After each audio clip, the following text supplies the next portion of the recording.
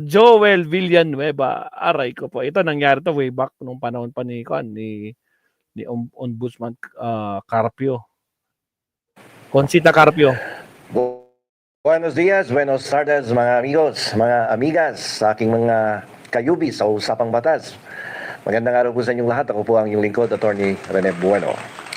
Ngayon, ang pag-uusapan natin ay tungkol sa isang administrative order ng Office of the Ombudsman na inilabas noong 2016 pa. Medyo matagal-tagal na, may 9 na taon na nakalipas, pero hanggang ngayon ay hindi pa epektibong ipinatutupad. Ito ay may kaugnayan doon sa kickback sa proyekto ng ating gobyerno. Itong dismissal order na to na nilabas ng dating Supreme Court Justice at Ombudsman na si Conchita Carpio Morales ay tungkol to sa kaso ni Joel Villanueva na kung saan pinasisibak niya, no, si Joel Villanueva sa posisyon.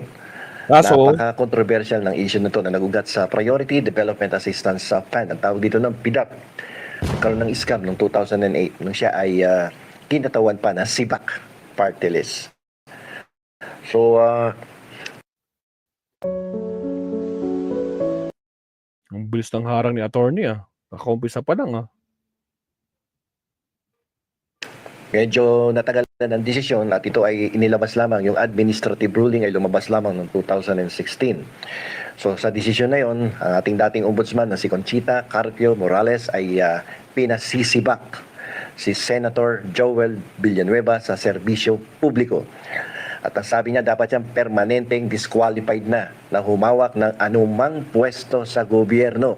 Kaso, dahil seryoso ang mga akusasyon laban sa kanya at napatunayan nga doon sa investigasyon na si Villanueva ay nagkasala sa salang grave misconduct, serious dishonesty, at yung tinatawag na conduct prejudicial to the interest of the service dahil sa umano'y maling paggamit ng 10 milyong piso na PDAP o pork barrel na inilaan sa isang ghost project sa pamamagitan ng isang kaduda-dudang non-governmental organization, NGO. Kung natatandaan niyo, sikat na sikat yung mga NGO ni Janet Napoles during the time. Ito yata yon, yung NGO na involved. So pero sa parte naman ng senador na si Villanueva, itinanggi niya to. Hindi daw siya sangkot doon sa paratang na yon. At iginiit niya na siya ay biktima ng identity theft. Ginamit daw yung kanyang pangalan, ginamit daw yung kanyang pirma ng walang pahintulot. Pagtaka naman na ganito, nagkaroon senador ka na, kongresista ka na, identity theft ka pa. At sinabi niya wala siyang natanggap na PDAP nung siya ay nasa minority ng Kongreso. So, ang pagkakaalam ko, naghain siya ng motion for reconsideration, no? Pero ang tagal na nito, 2016 Anong bang year ngayon? 2025 na. Malapit na mag 2026. So, yung order of dismissal na yon, sa halip na ipinatupad ng Senado, nagkaisa ang Senado during that time na huwag sundin ang utos ng Ombudsman. So, hindi na ipatupad kasi hindi sinunod ng Senado yung decision ni Ombudsman Conchita Carpio Morales. Ang paliwanag ng Senado, ayon doon sa legal opinion ng kanilang legal counsel dyan sa Senado, wala daw jurisdiction ng Ombudsman na magpataw ng administrative penalty tulad ng pagsibak sa dating SIBAC party list representative na si Joel Villanueva, no? Isang halal na miyembro ng Kongreso. Ang sabi ng Senado, yung Ethics Committee lang ang may kapangyarihan na magpataw ng disiplina sa mga miyembro nito. Ay totoo naman yun, no? Through the Ethics Committee, yun lang ang pwedeng magdisiplina, magsuspinde, at sibakin ng kanyang sariling miyembro. Kasi may separation of powers nga naman daw, no? So, kaya nga lamang, dahil sa pagtanggi ng Senado, sinabi ni dating Ombudsman Carpio Morales na naging katatawanan ang Pilipinas sa ibang bansa dahil sa hindi nito maipatupad ang batas sa isang opisyal na napatunayan na nagkasala at lumabag sa sariling batas dito sa Pilipinas. So bukod dito sa administrative charges na to laban kay Joel Villanueva, inasuhan din si Villanueva sa Sandigan Bayan ng malversation of public funds at graft, no? Kaugnay ng PDAP na yan, PDAP scam na yan. Ang mga kasong kriminal na ito ay patuloy na o nananatiling nakabinbin sa ating husgado sa special court diyan sa Sandigang Bayan. Wala pang final judgment of conviction. Pero mo 2016, 2025 ngayon, to 2026 na, wala pa ding aksyon ng ating Sandigang Bayan. Mukhang usad pagong ang kaso. Ngayon, may bagong akusasyon yung tungkol naman sa flood control scam. So, alam naman natin lahat, kamakailan, nasangkot si Joel Villanueva. Na naman. Tulol ako sa apelyido nito eh. May panibagong aligasyon ng katiwalian na may kaugnayan sa mga flood control project ng Department of Public Works and Highways. Nasangkot na naman. Ang akusasyon, may mga ulat na nag-uugnay kay Villanueva at ilan pang mambabatas sa umunoy pangtanggap nila, no, ng kickbacks mula sa anomalya sa mga proyektong ginawa doon sa Bulacan, no. May ulat din na umano'y humihirit pa siya ng 1 bilyong pisong inisyal. Every voice you'll ever need in one library. Browse and explore thousands of creative, one-of-a-kind voices. No, na pondo para sa mga proyektong gagawin dyan sa lalawigan ng Bulacan. Dahil dito, isinama si Joel Villanueva sa lookout order request ng Independent Commission for Infrastructure. Kahapon yata ito, kaninang umaga. No, nag-request sila sa Department of Justice, sa DOJ. At at the same time, humarap din itong si Joel sa mga hearing ng ICI upang sagutin ang mga paratang laban sa kanya. Pero siyempre naman, no, kahit naman sino, may abogado yan, tatanggihan. Siyempre, hindi naman niya aminin yan. Mariin niyang itinanggi ang mga paratang at sinabing, walang basihan ng mga ito. Wala daw basihan. Anya, handa siyang harapin ang anumang investigasyon at sinabi pang baka siya ay ginagawang sacrificial lamb. Isang alay. No? Sakripisyo. Para sa eleksyon sa 2028. Yun. So, pwede ba natin tanggalin to bilang senador? So, pasukin natin yung konsepto ng kawalan to. So, kung tuluyang mapapatunayan na talagang ineligible siya or disqualified siya na humawak ng public position, dahil nga may decision yung ombudsman eh, ang tamang legal na aksyon ay upang tuluyan na siyang umalis sa pwesto ay ang petition for quo warranto na dapat isampa dyan sa Senate Electoral Tribunal. Kasi may decision ng ombudsman, di ba? So ano ba yung quo warranto? Ang quo warranto po ay isang legal na paraan upang tanungin sa anong otoridad mo hawak ang pwesto na yan. Ito yung ginamit na batas kay Chief Justice Sereno, na quo warranto siya. Despite the fact na for impeachment lang ang dahilan para tanggalin siya. So dito gagamitin ito upang patunayan kung may legal na karapatan ba si Villanueva na maging senador batay sa kanyang kwalifikasyon at sa mga isyong may kinalaman sa kanyang permanenteng diskwalifikasyon. Pero sa mga nakalipas na ulat, walang nakitang pinal na desisyon mula sa Senate Electoral Tribunal kaugnay ng ineligibility ni Senator Villanueva. Asyong. So, ang issue sa ombudsman ay nananatiling isang administrative at criminal case na hiwalay na pinagtatalunan. So, ano mangyayari ngayon dito? Merong desisyon ng ombudsman, yung administrative aspect na kung saan sinasabi sipakin niya sa pwesto.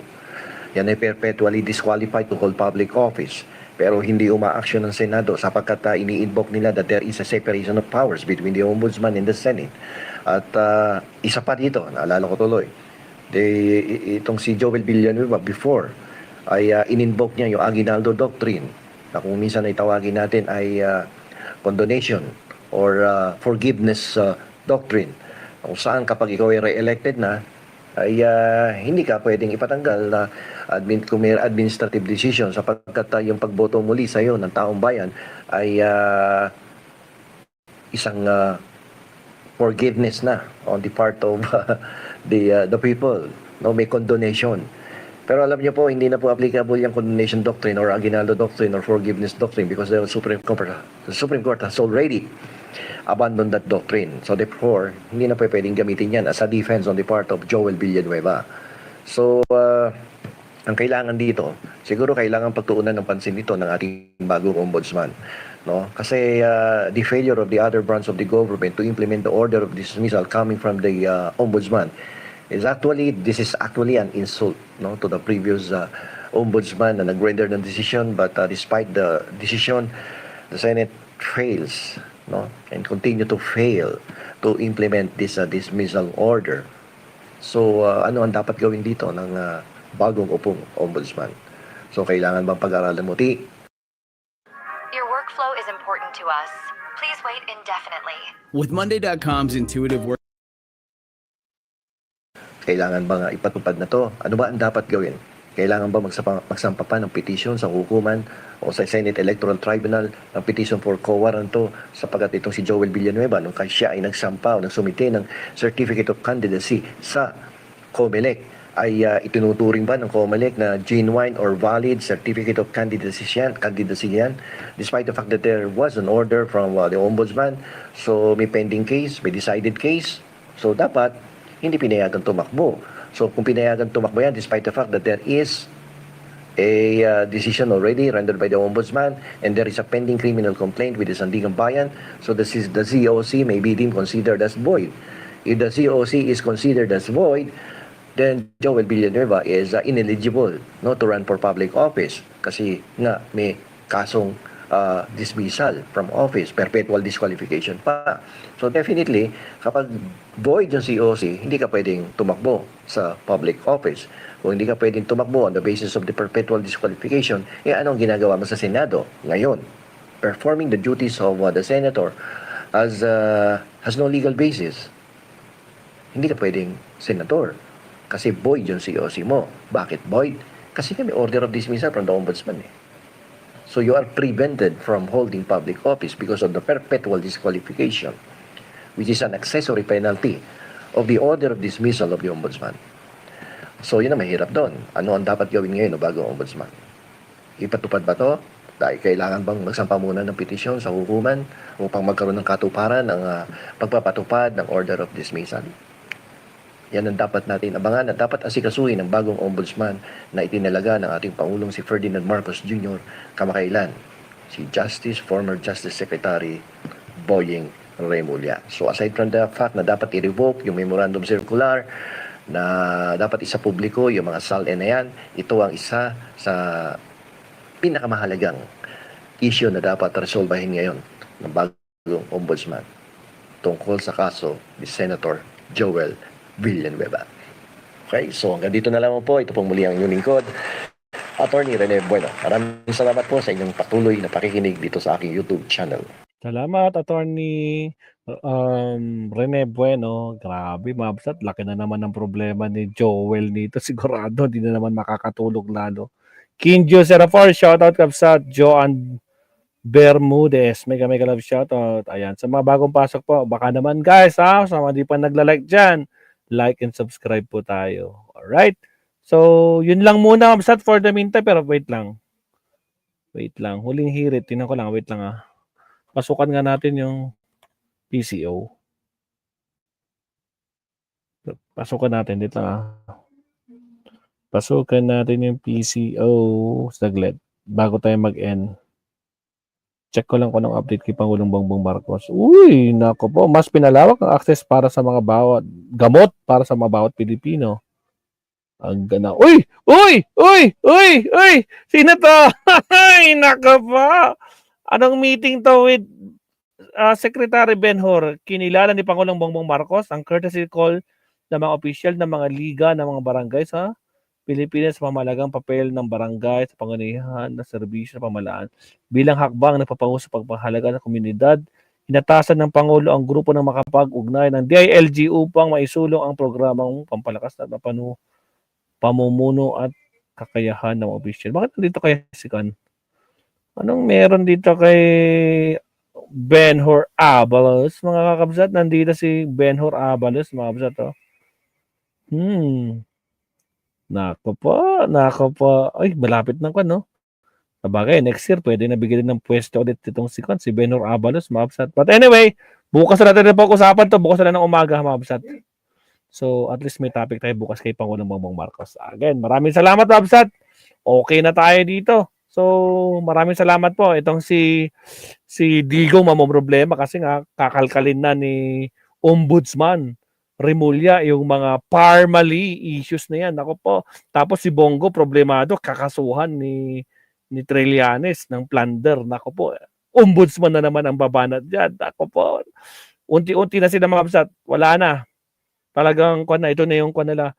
Ito na yung bangungot sa kanila kaya lahat ng panghaharang ginagawa nila pero wala eh. Hindi talaga mananaig ang kasamaan at kadiliman sa kabutihan. Di ba mga kapsat? Again, maraming salamat. Naomi Chin, Yuki Sawaki, Ryan Okinese, shout out, Winnie Artos, Joanne Bermudez, Mavel Kinjo, VMP Rumi, at sa lahat po ng mga nandito mula pa kanina. Asyong, sino pa? Si Teresita Urbano, Ofelia San, si Mami Pierre na nakikinig lang dyan sa paligid, at sa lahat po sa inyo, Michael Pangan, at sa lahat po ng mga silent viewers, maraming salamat. So, okay na tayo. Kita-kita na tayo bukas na no? More blessings. Hanggang sa muli. Maestro Paul is signing off. Paalam mga kapsat. Bye-bye.